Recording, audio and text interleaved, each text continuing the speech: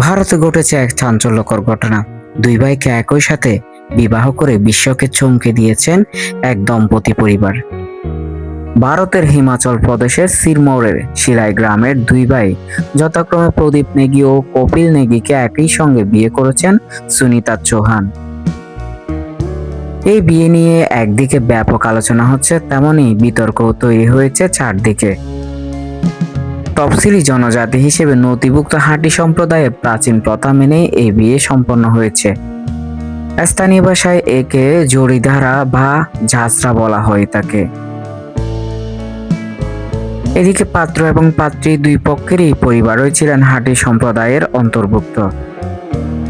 এই সম্প্রদায়ের বহুপতিত্ব বা এক নারীর একাধিক স্বামী গ্রহণের রেওয়াজ প্রচলিত রয়েছে। সিরমৌর জেলার ট্রান্সগিরি অঞ্চলে হাটি সম্প্রদায়ের মানুষদের বসবাস। এছাড়া উত্তরাখণ্ডের জৌনসার, বাওয়ার এবং রাওয়ার জৌনপুর অঞ্চলেও তারা থাকেন। হাটি সম্প্রদায়ের নারীরা একই পরিবারের দুই বা তার বেশি ভাইকে বিয়ে করতে পারেন। এই বিয়ে পরিবারের সম্মতিক্রমে হয়। পারিবারিক দায় দায়িত্ব ভাগ করে নেন স্ত্রী এবং স্বামীরা।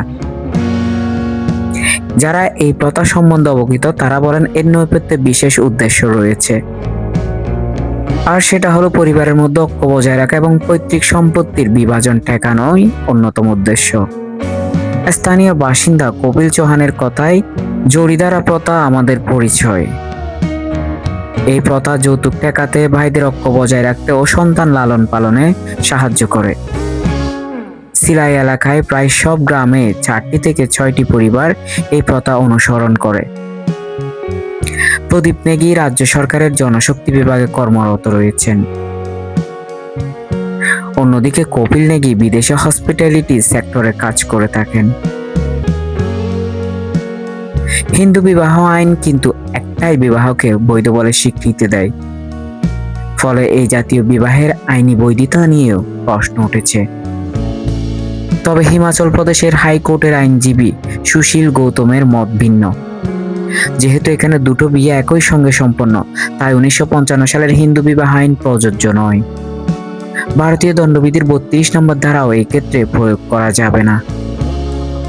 এই হাটি সম্প্রদায়ের মোট জনসংখ্যা সম্বন্ধে কোনো সরকারি তথ্য যদিও নেই, তবে শেষ হিসেবে তাদের আনুমানিক জনসংখ্যা ছিল 2.5 থেকে 3 লক্ষ। হিমাচলের ওয়াজিব উল আরজ নামে প্রাচীন রাজত্ব নথিতে এই প্রথার উল্লেখ রয়েছে। এই দলিলে জরিদারা প্রথাটিকে হাটি সম্প্রদায়ের ঐতিহ্য হিসেবে স্বীকৃতি দেওয়া হয়েছে।